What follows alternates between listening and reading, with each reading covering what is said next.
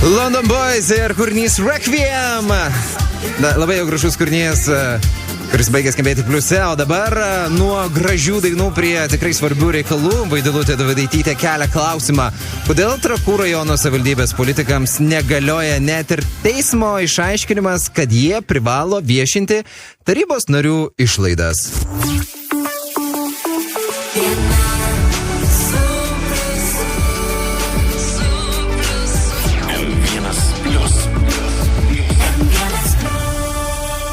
Savivaldybių čekiukų skandalas niekaip neslūgsta. Šią savaitę Seimas neleido prokurorams baudžiamojon atsakomybėn patraukti parlamentaros socialdemokrato Arūno Dudėno vadinamojoje čekiukų byloje, o tuo metu pavyzdžiui Trakų savivaldybės politikai net ir po gyventojų kreipimosi į teismą, kuomet šis įpareigojo savivaldybę paviešinti vadinamuosius politikų čekiukus, savivaldybė to nedaro.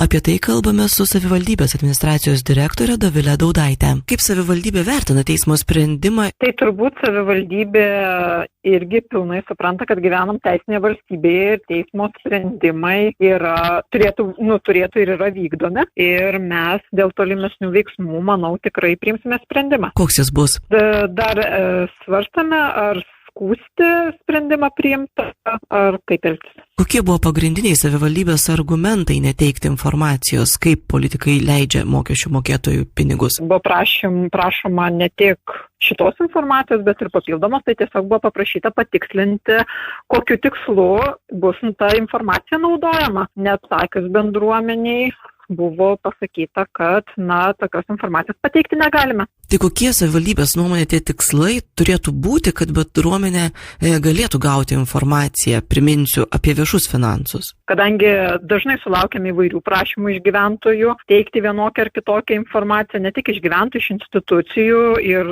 turėtų būti nurodoma, kam ta informacija bus naudojama, nes kartais, žinoma, turbūt nepaslaptis, kad gaunama prašymų pateikti, tarkim, jautresnė informacija, kuomet ne visada galime pasidalinti. Bet iš esmės politikų išlaidos turėtų būti vieša informacija ir skelbiama viešai be prašymų ir argumentų. Norėčiau atkreipti dėmesį, kad dar ir prašymas bendruomenės buvo gautas tuomet, kuomet jau buvo ir kitos tarnybos, institucijos vykdė tyrimą, tai matyt buvo aplinkybės, dėl kurių negalėjome tuo metu pateikti. Kokios institucijos? Tai ir mūsų kontrolės ir audito tarnyba. Kas čia tokio susiję yra, kad tos informacijos nebuvo galima teikti? Tai sakau, kaip turėjo pagrįsti bendruomenė, ne tai, kad pagrįsta, tiesiog bent jau įvardyti, kokį tikslų naudotų informaciją, tai būtumėm svarstę dėl tolimesnį informacijos pateikti. Bet palaukit, ta informacija šiaip turėtų būti vieša ir bendruomenė ją turėtų rasti viešai prieinama. Visa informacija, kuri yra vieša, savivaldybė tikrai viešina savo tinklalapį. Tai ir ta informacija paskelbta jau ir po to, kai teismas pasakė, kad vieši finansai turi būti viešai skelbiami.